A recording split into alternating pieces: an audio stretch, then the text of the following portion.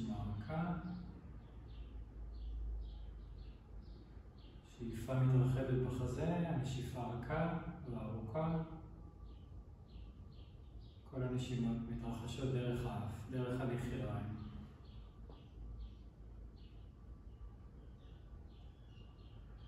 עם השאיפה להגביה את החזה, בנשיפה להרכין את הראש.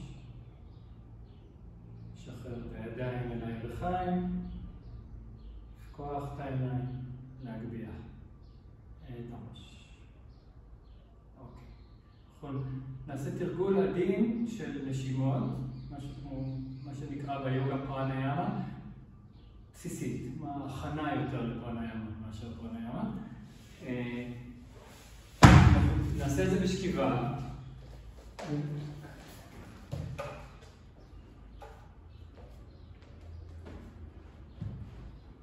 אז יש לנו פה בולסטר, ועליו אנחנו שוכבים עם הגב.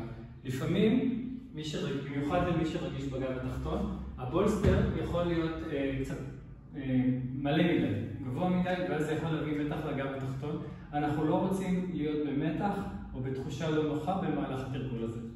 זה צריך להיות הדבר העיקרי, הבסיס של הכל, זה שאנחנו מרגישים שהתנוחה שבה אנחנו נמצאים, במקרה הזה בשכיבה, יציבה ונוחה. אוקיי? אז אם יש לכם משהו מהסגנון הזה, או אפילו יותר כמובן, ואתם מרגישים שהוא לא נוח לכם בגב התחתון כשאתם נשכבים, עוד מעט תראו, אפשר לעשות כזה דבר. וכמובן צריך שיהיה משהו מתאים שאפשר להשתמש בו, לקחת צמיחה במקום הבולסטר או שתיים, לקפל אותה, ואז זה נגמר כמובן, אפשר גבהים אחרים, ואם עושים את זה בכזה גובה, אין מתח בגב התחתון. אז בואו נדגים רגע, תשתדלו פה כדי שיבינו על מה אני מדבר. האגן על הרצפה. לוקחים, תמיד כשמתחילים, האגן הוא לא צמוד. הוא טיפונת רחוק, בדיוק, מזיזים את האגן לכיוון הזה ונשכבים לאט. רואים? ואז שמים את השמיכה מתחת לכל העורף. מותחים את הרגליים, נותנים להם ליפול, וזה. שכיבה.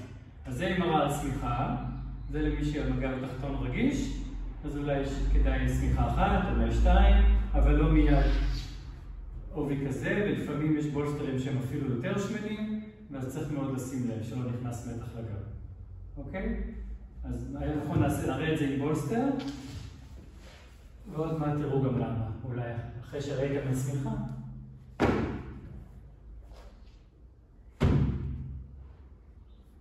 אותו דבר, תומכים ברגליים, תומכים מהידיים, מזיזים את האגן לכיוון הרגליים, בדיוק, ואז נשכבים לאט. יורדים לאט, רואים שסימטרי, שימין ושמאל יורדים באותה מידה, העורף כולו על הסמיכה, מותחים טוב את הרגליים, מאפשרים להם ליפול לצדדים. הזרועות נופלות שווה. אוקיי? אז כמו שאפשר לראות, ברגע שיש את התמיכה הזאת, החזה יותר רחב. כן? ואז ברגע שכלוב הצלעות פתוח, החזה רחב, הנשימה מגיעה יותר בקלות, גם קל יותר לשים לב אליה. זה בעצם מה שמעניין אותנו, המודעות לנשימה. אנחנו נושמים בכל מקרה. אנחנו רוצים להיות מודעים לנשימה. אז אנחנו נעשה תרגול עדין, אני אדגים, וכל אחד יכול לעשות את זה בבית. אני אראה איפה נוגעים, ואני אראה גם איך כל אחד מכם נוגע לבד. פה הצלעות שלנו, כן? יש צלע, יש פער בין צלעות ועוד פעם צלע. צלע, השריר שבין הצלעות מרגישים אותו ועוד פעם צלע. אז אפשר לקחת את קצות האצבעות בשני הצדדים ולגעת, להרגיש את זה, הצלעות. אתם רואים כאן, קצת מקדימה, כאן. להרגיש את הצלעות, ממש לעבור עליהם עם האצבעות ולהרגיש גם איפה הפערים בין הצלעות. אחרי שהרגשתם טוב את המבנה, נשארים עם הנגיעה, מרגיעים את הכתפיים, מוצאים איפה זה בנוח, הראש שקט, הפנים שקטות, וכמה סבבים של נשימה. ורואים איך השאיפה משפיעה על כלוב הצלעות. איך הוא מתרחב, איך הוא נפתח. כן, מתחיל להיות חיבור בין המודעות שלנו לנשימה, להשפעה של הנשימה על הגוף. ואחרי שחוויתם את התחושה הזאת, של איך כל שאיפה יוצרת רוחב בכלוב הצלעות, איך כלוב הצלעות מרגיש בשאיפה, מפילים חזרה את הידיים לרצפה. רואים שהכתפיים כבדות, שהבולסטר תומך, שהגולגולת נחה, שהפנים שקטות. עוד נקודה חשובה היא תמיד לראות שהתמיכה הזאת לראש יוצרת מצב שבו הסנטר לא מוגבל, שהסנטר כלפי מטה לעומת המצח, כדי שיהיה יותר רוגע בעיניים. אז לפעמים צריך להגביה קצת יותר כדי להיות בטוחים. תורידי. שהפנים יכולות להירגע, שהעיניים יכולות להירגע. עכשיו, אחרי שמצאנו את התנוחה, היא פשוט תעקוב אחרי הנשימה שלה, במיוחד אחרי השאיפה שלה.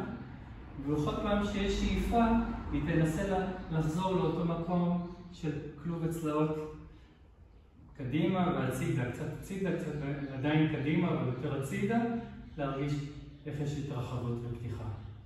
עכשיו, השאיפה מתרחשת מעצמה, זה לא שאנחנו שואפים, השאיפה מתרחשת, אנחנו נחים על הבולסטר עם הגוף, על השמיכה ועל הבולסטר עם הראש, ומסתכלים, חווים את ההתרחבות הזאת של השאיפה, כך שאין מאמץ.